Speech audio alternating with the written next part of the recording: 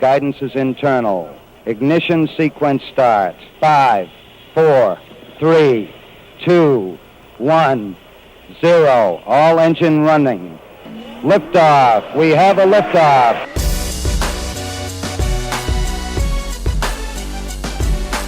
Permission to board. Permission to come aboard. Permission to board. Permission to bring me aboard. Permission to come aboard. Welcome to the Permission Granted podcast. Here's DA. All right, welcome inside the freshest edition of the Permission Granted podcast, everybody. Thanks for being with us. Mraz will join me in a little bit. As always, there are a multitude of ways for you guys to get a hold of this, to download this, and to listen to this. It's always on SoundCloud. Just simply search the DA Show CBS Sports. We tweet them out and put them on Facebook as well. That's at facebook.com/The DA Show. Also, it's on YouTube, youtube.com/The DA Show. And just like our normal show, it's on iTunes. Search the DA Show CBS Sports, so you can check it all out there. Now, the story right now, as we head toward the end of September and the end of baseball season, is not only the teams that are in the MLB postseason, but the teams that are not going to make it, specifically the Washington Nationals, who were picked by everybody to run away with the National League East, to have the most talent in all of baseball, and are now imploding upon re-entry into the atmosphere, highlighted by Bryce Harper and Jonathan Papelbon strangling one another in the dugout. Joining me here on the Permission Granted podcast is the biggest and only Nats fan I know, producer Adam Gracia, who works for the Doug Gottlieb Show. Gracia, how are you doing? I'm doing well. Thanks for having me today. Well, thanks so much for dropping by.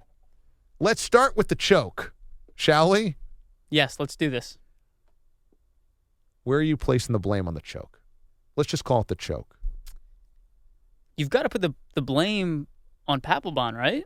I would think so. Did you see C.J. Nitkowski, though, wrote a whole piece and surveyed a whole bunch of players that said Papelbon was in the right? I saw it. I haven't read it, but I did see it. It seems ridiculous. Papelbon's message may be fine. You can't attack and choke another player. I don't care if it's Bryce Harper or if it's Drew Storen just after he blew a save. You can't do that. Well, yeah, and specifically Bryce Harper is the only good thing on the Nationals this season. He's the NL MVP. And so how is Papelbon going after him? Papelbon's nuts. He's like that crazy inbred weird nuts. He's psycho. Yeah. He's a psycho, and does it surprise me that he did it to Bryce Harper? I want to say no. I think it has to be surprising. As crazy as Papelbon is, how could you ever predict him strangling, choking the NL MVP in the dugout? If you told me that somebody on the team was going to strangle Bryce Harper. Okay. It'd have to be Papelbon. There you go. It'd have to be Papelbon. So did this season go to hell in a handbasket when they traded for him?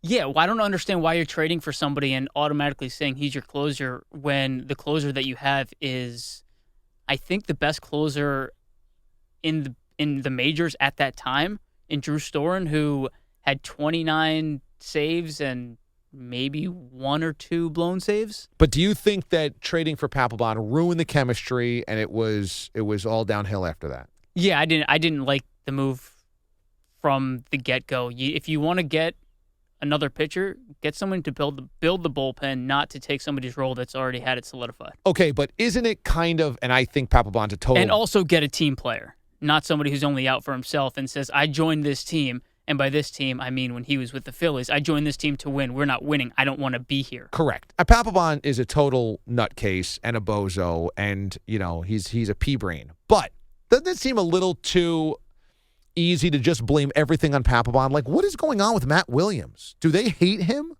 It's funny. When they're playing well, it's the guys love Matt Williams. They think he's a player's manager, and they love playing for him. And then you read a report today, this team can't stand Matt Williams. They think that he's doing what he wants to do, doesn't care about anybody else, and just it doesn't matter what anybody else thinks. It's Matt Williams' team. So what's the truth here? I mean, because you have to feel like there's something really wrong in there. You can't have that much talent and be this much of a grease fire. Yeah. I wish I could, if I could say what... You don't even have a theory? If I could say what the issue was, I wouldn't be here talking to you. You don't even have a theory. What's your best guess? It didn't work. What does that mean? Is somebody sleeping with Matt Williams' wife?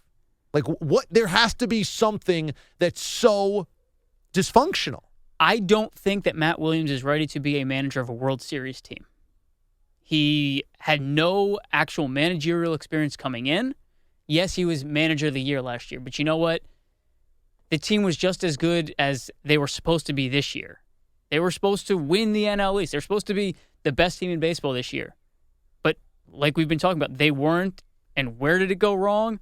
Some days they're hitting, and those days that they're hitting, the pitching's not there. When they're pitching, they're not hitting. He's taking pitchers out when he shouldn't be. I don't think he knows how to manage close games when it's.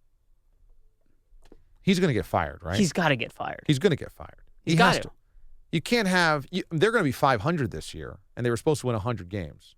Everybody said they're the only great team in baseball. They're going to go 500. He's going to get canned. He needs to get canned. I honestly think that, and again, this is just one fan's perspective, I think that you have the players. You've got the players. You need a manager, and you need a GM.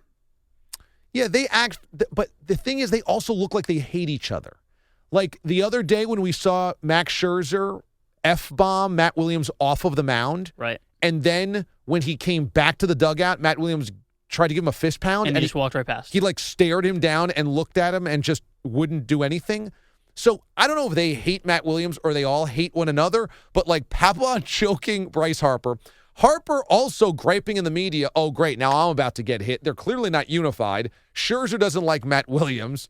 I mean, there's very obvious distaste for one another in this thing. What's funny is when the Nationals brought Matt Williams in, the talk was, it's a young guy. The players are going to love him. It's going to be a marriage that's going to last forever. Well, what's funny is this isn't really working, but when they had the old guy in Davey Johnson, the players loved him. They loved playing golf with him on off days. They loved just sitting in his office talking. They loved everything about this guy. They loved his hard nose. I don't care what you think. I know what's best. It's not I think I know what's best. I know what's best for this team. I know when to take a pitcher out. I know if somebody is 0 for 2 or 0 for 3 that it's time to pull him in this game because he doesn't have it. He's going to make an error in the field. He knows what he's doing. Matt Williams, not so much the case, and he's obviously not even relating to the players off the field also. It might be that they had such huge expectations. Everybody in there expected it. Didn't Bryce Harper say something like, I came here to pick up my championship ring the day that they signed Scherzer, I think? Yep. So maybe they had such huge expectations. They know how much talent is there that the moment that they weren't winning, it started to get real tense and real like blamey. Like, well, who's to blame for this because we shouldn't be this bad? And then it just became like really dysfunctional. Well, the problem is you have a team that has won absolutely nothing who is coming in like they're the defending World Series champions. Right. When back in 2012, they knew they hadn't won anything. They were the Mets of this year where they had something to prove. And every single day they went in, whether they were playing the Cardinals or they were playing the Rockies, they went in saying, we need to win this game. We need to prove to our fans. We need to prove to the media. We need to prove to everyone. We need to prove to ourselves that we're the best team in the National League. And now they just think that they can just show up. As a DC sports fan, is this it's not a collapse, but is this the biggest disappointment in terms of where expectations were and what it's going to end up? I mean, none of the Redskins teams really over the last 20 years had huge expectations. No. The Redskins' expectations end always low. Week 1. But even before the season, nobody ever expects them to go to the Super Bowl. Well, they do in the offseason. Okay, but the offseason, every fan is the Redskins are going to the Super Bowl. This is the greatest team we've ever had. Well, that's always been unrealistic. And then the Wizards never have any preseason expectations. Right. I guess the Caps have had some. The Caps do. The Caps are always a letdown every year in the playoffs. Right. But I guess the Ovechkin-led Caps is the closest when they're like a 1 seed and they lose in the first round. Right. The only thing, and this isn't a good thing, but the thing that the Nationals and the Caps have, and even the Wizards, if you want to lump them in, they're not the Redskins. That's a good thing in that city. Yeah, because once the NFL season starts, unless the Nationals actually had the best record in baseball, nobody cares. Even if they make the playoffs? Maybe once the playoff starts, people care game day, but it's not all baseball all the time the way that it is with football. And I will say it's gotten better as the years have gone on, and the Nationals teams have been better, and the Caps have been getting to the playoffs more, but it will never, ever, ever be not a football town. What's more dysfunctional, the inside of the Nationals clubhouse or the Jay Gruden RG3 relationship? Oh, that's good. I think it's probably the Nationals clubhouse because you're actually getting physical altercations. I would agree with that. But going back to what I just said, but if it's the Redskins, if there's a report, and I do it in air quotes, there's a report that Robert Griffin's not talking to Kirk Cousins, that overblows everything imaginable. But the RG3 thing is also fascinating because he's now relegated to third string. Because even now that Cousins sucks, nobody's saying, like, put RG3 in. Gruden has got what he's wanted. He wants Colt McCoy to be the backup. He wants RG3 to be completely irrelevant and not part of the conversation. Well, you play RG3, he gets hurt, and, you've got to pay him $16 million. They don't want to do that. So they want to just shelve him for this season.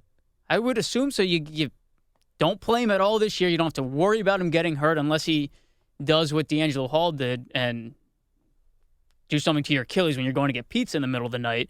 But if he doesn't get hurt, he's off your hands. He's off the books. So you kind of believe that this is all orchestrated to get RG3 into the third quarterback slot. 100%. That's the best part of the DC sports landscape. Kirk Cousins, Colt McCoy, Redskins saviors. That's right. The future of the franchise. Adam Gracia, producer for the Doug Gottlieb Show. Thank you, sir. Thank you. All right, coming up here next on the Permission Granted podcast, Mraz will join me after another weekend of heartburn and eating totally unhealthy things in front of the TV for football. All right, thanks to Adam Gracia, who is affectionately known as Noodles around here. He got that nickname back in D.C. when he was working for 106.7 The Fan, so I don't even know how he got the Noodles nickname. But Mraz joins me now, and he knows a lot about noodles. Mraz, let's talk about the great potato chip tasting night on Monday night when I brought in the Gyro-flavored Lay's potato chips. Right. Big takeaways. My first takeaway. Very surprised that the two self-proclaimed chubbos were the two most disgusted by it. Both you and Marco were the most disgusted by it. You know, I don't know why that would surprise you because as chubbos, we're more particular about what we eat. Is that right? Because I would think if you're a chubbo, you're less particular. You like more things. Well, no, we've tried more things, certainly. Well, certainly you've indulged in way more things. I've indulged in, and as has Marco, so we would know what's good and what's bad. I mean, there's plenty of things that I think suck as food items. I mean, I think tuna fish is awful. Uh-huh. I think sushi is awful. Uh-huh. And I think Gyro, as Gottlieb was saying in the video, chips are awful. Gyro. Now, but here's the thing. You guys both like potato chips. I know this. I know you love them. Salt and vinegar, you'll plow through a bag in one sitting. Rest in peace to many of the bags buried in my garbage. And I'm guessing that Marco loves the potato chip as well. I mean, he's never given me any sense to believe that he doesn't love potato chips. Anybody with a gut who says they don't love potato chips is lying. You love potato chips and ice cream. Fastest route to his stomach. So it's amazing that if it couldn't win you guys over, then I'm sorry. This thing is a loser. This potato chip is a loser. You know, I thought a lot about this. Good, right? I'm glad. Lay's must receive a ton of flavor ideas, right? When they do this whole contest. They have to know when making a certain flavor, like certain flavors are probably pretty good, and they're going to put them out there to really get the vote. They have to know out of every one of these contests, there's got to be at least one flavor that's complete ass, as we've called it. Uh-huh. And I think it's for that reaction. It's for that outrageous reaction. They love that we're doing something like this. So like the last group they sent out, I told you that cappuccino one was terrible. Who would think cappuccino chips would be good? And I think that's a marketing whiz. We're going to put out 3 semi-decent flavors. And we're going to put out 1 garbage flavor just because we can. And people are going to buy them even though they suck. And guess what? We're going to get good. People are going to talk about it for better or for worse. Yeah, I think you're right on the money with that because these are so ridiculous, these flavors, that there's a curiosity factor. It's like, why would you have a gyro-flavored potato chip? And just by putting this thing online, we have the YouTube video up, youtube.com/TheDA Show of all of us trying it. Automatically putting it up with those search terms, you'll see there's like 10 others of people trying all of their chips on YouTube and doing, the reviews. So this has clearly helped a little viral marketing for them. Even though it's negative, it's definitely helped raise awareness for them. Right, and what all you're hearing is the word Lay's in there. And guess what? Lay's is planted in your mind. When you go to a store, you're going to see, oh, those are the flavors they talked about. Man, those are awful. Oh, are those sour cream and onion? Boom, in my cart. So my second big takeaway, and you were not even privy to this, is that I offered this to everybody on our show, and everybody at least tried it. Right. I offered it to Gottlieb. He was willing to try it. I opened it up to his producers, Tom DiCelestino, Adam Klug, both tried it. I opened it up afterwards to the Pharrell show guys. Right. Not one of them were willing, not one was willing to even have 1 chip. Pharrell said no, Shep said no, which is shocking because that's the one that surprises me. And Mafia said no. I mean, can't they even, it's a little entertainment, a little laugh here. They're probably cranky. First of all, working with Shep makes them cranky alone. Shep living with himself makes himself cranky. Fair. But Shep doesn't know when his next meal's coming from. I'd think he'd take a chip as bad as it is, right? That's what I'm saying. I don't. Just try it. 1 chip. Now, Curiosity, you try it. Pharrell says he's been off junk food for like 6 years or something. So maybe he's afraid 1 chip will lead him to eating a whole bag on the way home. Maybe, but they're so gross, there's no way. Yeah, but they're so gross, maybe he'll at least like the actual crunch of a chip, and that might trigger something. Okay. I never thought of that. I've been there with food. I know like how it works. 1 chip could trigger an avalanche of having to eat like a bag.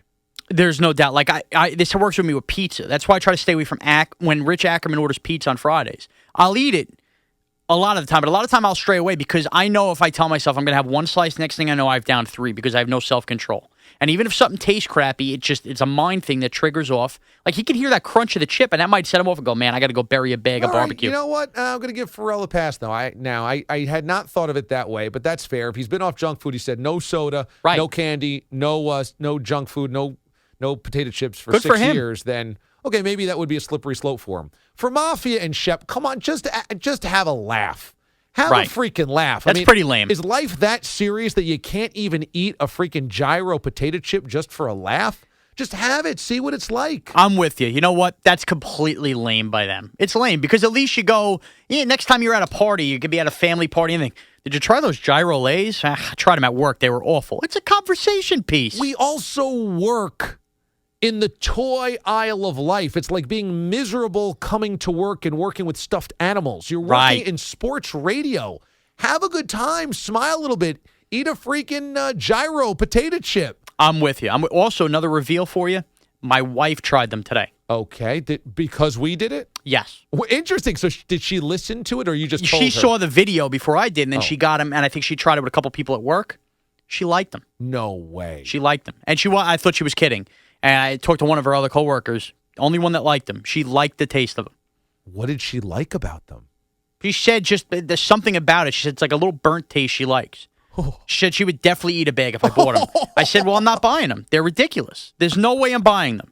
I'm disgusted to call that woman my wife if she likes gyro chips. They're heinous. They really are. They are. Now, and I love potato chips. They're heinous and taste like anus. They really do. And I love potato chips. And you even saw me, like I was going back for a couple. Like I probably had 5 or 6 of those chips just because I love potato chips. But every time I ate them, I'm like, ugh. As you said, this is not even an enjoyable experience. Right. It's one thing. Exactly. Nothing about that was enjoyable. It was lame. It was gross. But hey, for better or for worse, I did it. I'm glad that you did it. I'm glad that we all did it. I am too. Was Marco the best update guy we could have had doing it? Well, he's chubby. Right. A lot of the other guys are thin. You know what? Was he the best? Would a Berman? No, because Berman would have been so bitter about the whole thing anyway. You know who I think would have been a good anchor with that? Nope, 2 people. A Max Herman? Nope. I'll give you Jacob. Oh, Jacob would have been great. Because Jacob's a wild card. And you know what? Erica Herskowitz. Yeah. She would have been absolutely appalled by it. Right. And Jacob would have announced it and, really Exactly. gone in depth. Exactly. So if I had to go, Marco's up there with him. Marco would probably be around 3, but I think I'd take a Jacob and an Erica in no particular order. Okay. That's a good breakdown right there. All right, Mraz, I got to ask you, after our tailgate last week where during Thursday Night Football for Redskins-Giants, you had eaten, what was it, how much buffalo chicken dip did you eat? I mean, there's no way to weigh that, but a lot would be the amount. Okay, so you started because there was a huge tin. It was like a tin that you would bake a loaf of bread in. Right, exactly. If you ever bought like banana bread, yes, one of those. And so this is all buffalo chicken dip. Mm-hmm. Deep dish. Deep dish. I left the tailgate early because I had to go meet the people that I was going to the game with. But when I left, you had not delved into the buffalo chicken dip yet. Not yet, no, but it wasn't soon after that I began. Okay, and what did you start eating with the buffalo chicken dip? Well, Chips? yeah, it was just random chips and stuff. And then I got coaxed into doing the donut, the plain donut. I said, hey, we're living a life here in the tailgate. Buffalo dip's good. It's a plain donut. How bad could it be? So I went with that. I spread a bunch of buffalo chicken dip all around the donut, too. It wasn't a quick dip. It was like the coating, strawberry frosting. That sounds so gross. It did sound gross and it looked gross. I got to be honest, it honestly did not taste that bad. Okay, so then that's the last of the buffalo chicken dip before you go into the game. Yes. And then you come back out, and we all come back to the post game, and you're eating it again in the post game tailgate. Yeah, instead of firing up the grill, we had buffalo chicken dip now cold that's been in a cooler. Yeah. Plus salsa and ranch dip. So we went with chips dip and a couple more drinks after the game. And then you brought that home. Did you eat it at home the next day? No. At that point, it had already been through 2 cycles in the in the cooler. I got rid of it. I couldn't be dealt, but I had a lot of indigestion and heartburn from it. Right. So this was Thursday night. When I came in for the show Friday night with you, you were having heartburn from the day before. No, because I had so much. It ripped me apart inside. It was brutal. And so did you carry that over into the weekend? Because I know when you get to a football Sunday, it's because that's a football Thursday for you, then a football Sunday. I had a bad weekend of eating, a really bad weekend of eating. Like, I'll just tell, like, Saturday I had leftover hot dogs and buffalo chicken burgers from the tailgate that were still cold enough that I saved them. And I ate a buffalo burger and 2 hot dogs for lunch on Saturday. God, it was bad. So now the buffalo burger was spicy. Then I had slaw on my hot dogs, and that was just a lunch.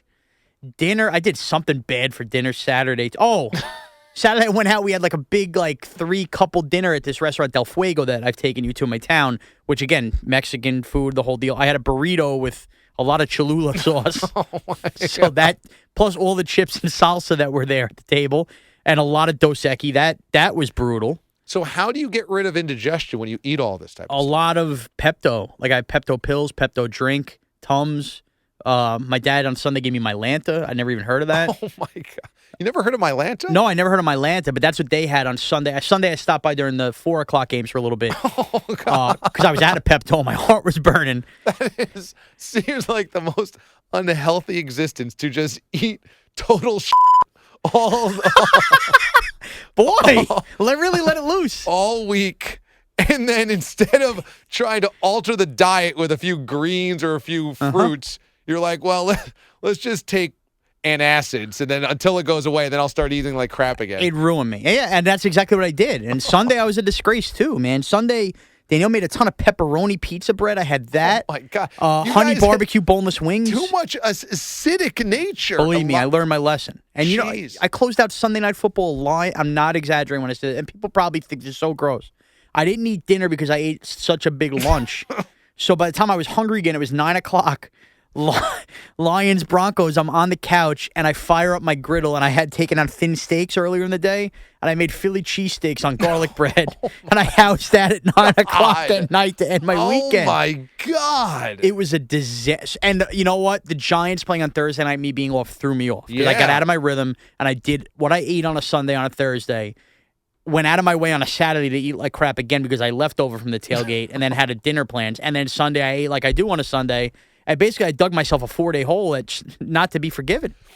So essentially, because the Giants played on a Thursday night, you had 3 football days in a weekend when you usually have 1. Exactly, which should never, ever happen. And I'm ashamed for myself for it. And I should have taken Saturday off. I just didn't. And I'm paying the prices today. I'm still burping. And so now, now you're just popping Mylanta and Pepto and I've Tums. had literally every kind of antacid I've had. And it's the spicy stuff, man. I got to stay with the spicy. I had too much spicy. Body's not meant to take that spicy. A lot of spicy. Should have seen the Cholula I was pouring Saturday night. Well, I'm surprised after all of this, Danielle's not thinking, you know what? Pepperoni pizza is not the best idea today. Here's the thing. Usually, I will go over to my parents to watch the Giants, and we have the 2 TVs. So with the Giants not playing, she usually just kind of hangs around the house. She said, I'm going to stay here, and I'm going to watch football with you, and I'll watch the 2 TVs here. So she was like, you know what? I'm going to be a good wife, and I'm going to make football snacks. What if she went up to the store, and I'm thinking she's going to buy some frozen stuff. Yeah, she bought these Fridays boneless wings, whatever. She put those in there. Nice. And she made from scratch. She looked up a recipe for this pepperoni pizza bread. But yeah, I think her heart was in the right place that, I'm going to bake something look good, but not thinking of the long-term effects that I've been eating like this for 3 days and really should maybe have a chicken Caesar salad at that point. That's probably true. All right. So I'm glad you're still standing, honestly. That's good. There's only, 15 more of these weeks to come. That's a good point.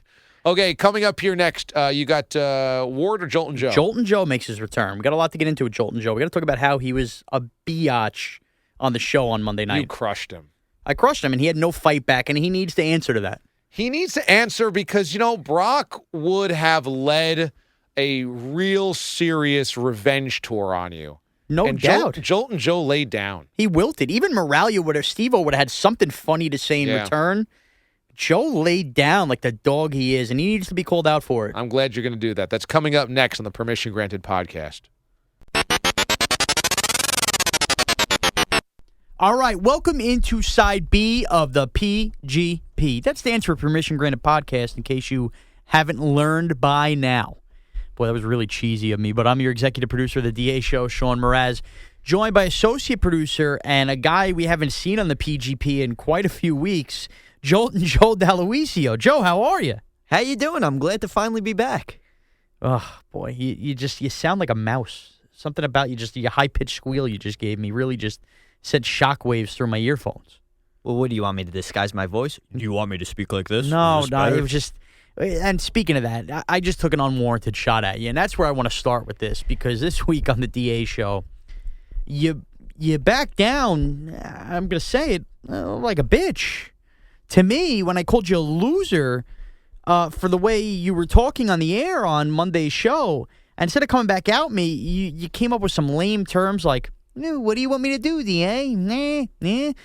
What was with that, bro? Like, why did you back down like that? Weak performance. I choked under pressure. Bro, did you choke? Like, I made this joke on Twitter after this went down. In case you haven't heard this, you can go back and listen at DAOnCBS.com. Check out the Audio Insider page. The 4th hour of the show has the epic fail, which Joe was warranted on Monday night's show, if you don't know what we're talking about. But Joe backed down to me. I made this joke on Twitter. The old associate producer from our overnight days, Kenny Brock, would always be at my throat and always try to take out my knees, and I would come back at him, and we'd punch and counterpunch, and it became quite the funny thing on the show. Now, I just blurted this out because of whatever you were talking about at that point. I thought you were being lame and you were being a loser. And instead of coming back at me and coming at me with any kind of hurtful word that I would laugh at and come back at you, you totally backed down, bro. Like, and you're admitting you choked. What, like, do you have any redemption plans? Is there anything for the future? Like, if this situation comes up again, are you just going to choke again? I embarrassed myself. You're the Tony Romo of associate producers. I embarrassed myself, Mraz, and from now on, I will bring the heat. I need to bring the heat because, let me tell you something.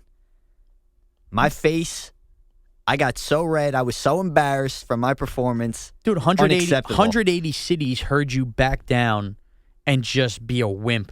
A wimp. Takes a loser to no one. Yeah, like just the lamest jokes in the world. Like, it's one thing if you try and you get, you punch back and you just keep getting beat up. At least you go down swinging. Swing and a miss. You didn't even punch back. I mean, you got curb stomped and never even flinched. Well, you did flinch. I did nothing. That was horrible. And like nothing hurtful because we get along or anything like that, but it just I can't. You know what, Mraz? Maybe I was a little distracted. Yesterday I knew the Packers were coming on. I had to be here at work, so I needed to focus on Green Bay. I just wasn't ready. I wasn't ready. That's all I could say. You weren't ready. Now, you were also offered back. This was a week where the Giants were Thursday night, James Ward's team. You were Monday night with the Packers. You guys could have switched days, and you didn't want to. So I don't want to hear that you were distracted. It takes two to tango. There was no communication between the two of us. He really didn't want to switch, so I didn't pursue it. That's a bad job by you, Joe. It's embarrassing, and I'm embarrassed that you work on the show, quite frankly, for what you did. And you're still backing down. I just told you I'm embarrassed to work with you on the show, and you're sitting there smiling with your little fake watch on and your hairy arms, and you're acting like a chump again. This watch is worth more than your life. Come on, that's a fake. You got a Canal Street? This is not fake. What brand? Michael Kors. What brand is that polo? Dick's Sporting Good? Old Navy. Old Navy. 5 for $20, bro. Nice and wrinkled. It's not wrinkled. I ironed today. The color's going a little bit. Is the color going? A little bit. How many times have you wore that in the last week? I mean, a lot. I think this Look is. at you got a hole in your undershirt, your belly button showing. I do. All right. I have a lot of clothing issues. I am not the biggest fashion connoisseur or a dinosaur. What is it called? Dinosaur, yeah. Go with that. It's not a dinosaur. It's not a connoisseur. It's concierge. Fashion. I'm not going. A fashion guru. That's a little better. All right. Do you have the word? No. I'm not going to try. try. I'm not going to try to make myself. I'm not going to try to embarrass myself like you are. Well, speaking of embarrassing, DA also embarrassed himself on Monday's show. Buying Gyro chips off a clearance rack at Pathmark to come in and have us all try. Now, if you've seen the video, you can check out the video. DA has tweeted it. I have tweeted it. It's on the YouTube page, youtube.com/The DA Show. I'm getting a lot of plugs in. But we all tried these Gyro chips, and Joe, you can attest, the most disgusting things on the face of the earth. There's a reason why these Gyro chips were on the clearance rack. That's how horrible they were. They were disgusting. They were disgusting. They tasted like ass. They smelled like ass. They smelled like wide open ass, right? Wide open butt cheeks. Oh, my God. Like just wretched. So now I want to ask you another question.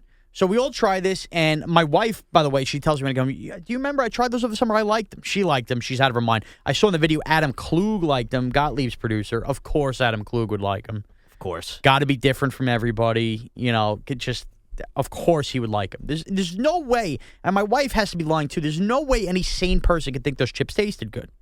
They were horrendous. They smelled, like you said, a combination of ass and just sweaty socks. I mean, I was burping those chips up the rest of the night. I couldn't wait to get home. I was stuck here till midnight. I rinsed my mouth out with mouthwash about 14 times, and I still was burping it up. It was disgusting. Awful. So now I have a question for you. Now, I am a potato chip guy. I like it. I'm a big salt and vinegar guy. Those are my favorite chips. Can never go wrong with barbecue, the sour cream and onion, the cheddar. We all know the basics. If you could invent a potato chip and send it to Lay's, okay, we've seen all these crazy flavors come out, what would it be? Ooh, that's a tough one. Oh, let's talk about this. That's definitely a tough one, but it would have to be something spicy. I like spicy, a spicy You know potato what one I've chip. thought of? And maybe Lay's has done this because they've done this contest several times. And I've tried a bunch of them. I don't remember this, but maybe they did try it. Buffalo wing and blue cheese. You know what? I was thinking jalapeno sour cream. Jalapeno sour cream. Like what would be on top of nachos? Yeah. Oh, like maybe have it on like a tortilla-based chip? Yeah. And then it's almost like you're eating a nacho with every bite. Exactly. You know what, Joe? That's not bad.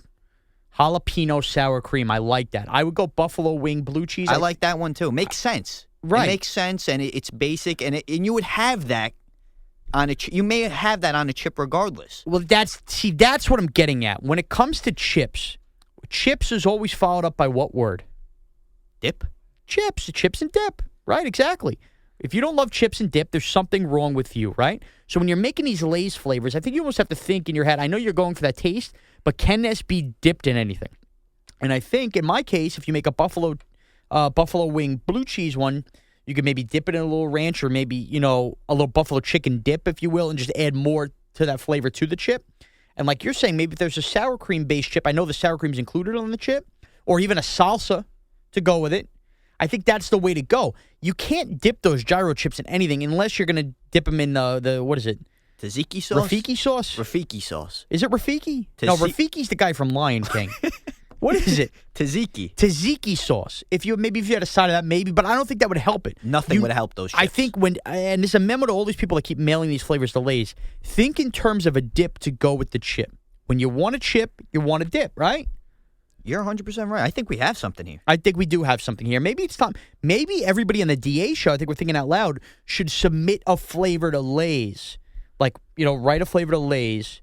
Maybe try to find this into a show. But even if they're not going to make it, if maybe we could get Lay's to write back and tell them, hey, we're with the show, whatever, what flavor of our, James could send them, Berman could send one. What flavor would you guys be most likely to make? I think we might have something there. This may be our final podcast because we may make it big here. Yeah, with the buffalo chicken wing and blue cheese chip. You can see it created by Sean Mraz right there on the bag. Little description of who you are at the bottom. Yeah, this could be my dude. Come on, man! If I get my name on a chip bag, I've made it big time. That's a dream come true. Of course, it's a dream come true. A man with moobs getting his name on a chip bag. Sounds amazing. Speaking of a man with moobs, Joel in Green Bay, you're going to be going to see soon, huh? Well, I'm going to Green Bay. Now, Joel wants me to meet up with him while I'm in Green Bay. So now, preface this. We've discussed this, Joe. You even mentioned this a little while ago. Big Packer fan. We're closing in on your trip to Green Bay. I thought we would have more time than previous. Were we 2 weeks away now? 2 weeks away. We're 2 weeks away from you heading to Green Bay for the Rams and Packers, which should be just the Packers should annihilate them at home. It'll be a solid game, but I am expecting a Packer victory. So Joel in Green Bay is aware you're going. Follows you on Twitter, listens to the show. We love Joel in Green Bay. Waited on phone line for about 2 hours to get on pre-Packer game on Monday night. And he plans on meeting up with you. Is that right? Yes. I also produce on the weekends. Joel calls us frequently on the weekends as well. Seems like all he does is call CBS Sports Radio, but he loves it. We love a good fan. Of course. The biggest fan we have here at CBS Sports Radio. So Joel, every time I screen his call, reminds me, hey, buddy, you got to tell me when you're coming to Green Bay because I want to get you a few beers and a burger. Well, that's nice of him. I think that's really cool that he'd do that. My only question is, when meeting up with a guy like that, you've never met him, you only know his voice. I mean, we assume he's a good guy. We know his wife, Biscuit Stopper. She's a good gal. You're not exchanging phone numbers, right? We're going strictly Twitter? I think we're going strictly Twitter messaging. Hey, I'm at this bar if you want to meet me. Okay, so you follow him back and you do the DMs back and forth. And, of course, unfollow him the moment you get out of town. And maybe I'll keep him around. Is Joel bringing anything to the table on Twitter? I have Twitter? no idea. Who knows? I mean, he's not bringing anything to Twitter. No, he's always a bad tweeter. Yeah, he's not that great. I mean, but you can't. He's always poking at the show or saying something about nice guy. CBS Sports I like Joel. Great guy. But you get what I'm saying, Joe. You cannot exchange phone numbers with him. Oh, but my phone won't stop. No, because he'll be tweeting, texting you during Packers games. Yeah, there's a fine line. We love our listeners. And that's why we have the social media. We have the Facebook page where you can interact with us even when the show's not going on. You could tweet all of us. Tweet us. If we get to tweet, more than likely we're going to answer. More than likely. Sometimes it's too much. We got other people tweeting. We get it. But the phone number thing is scary. You can't have a listener with your phone number because then you just nonstop. It won't stop. I made that mistake on the overnights. I won't mention the person, but I exchanged numbers with somebody, and I would be getting like text during Giant games. Like, I don't need this right now. Too much. Unacceptable. It's too much. Like, we're not on that level. And I get that. I like that we have listeners that look at us as their family, as their friends, because we're with them in their car or whatever time of day they're listening to us, we're constantly with them. But in our own lives, you can't have that. So I wanted to know if you're going to exchange numbers with Joel. No, I think, like I said, we're going to go direct message Twitter to Twitter. I think that's good. I think that's a good move. Now, what is your expectations of when you meet up with Joel? Do you think it'll be a good time, or do you think you'll be looking at it like, I got to get out of here, man? I'm thinking it's going to be and don't just answer this because you think Joel's listening. Joel is definitely listening, and if he is, go Pack, go, Joel. Oh, jeez. But I think it's going to be a lot about CBS Sports Radio. How's this guy in person? How's that guy in person? Is this guy a nice guy? And that, See, you don't need that, though. You're getting away. You don't have many vacations times because you became full-time halfway through the year, for those who don't know. So Joe didn't get his full complement of days.